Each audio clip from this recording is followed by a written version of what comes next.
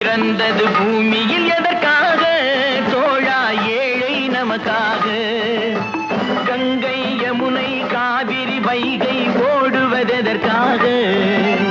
நாளும் உழைத்து தாகம் எடுத்த தோழர்கள் நமக்காக கேள்விக்குறி போல் முதுகு வளைந்து உழைப்பது எதற்காக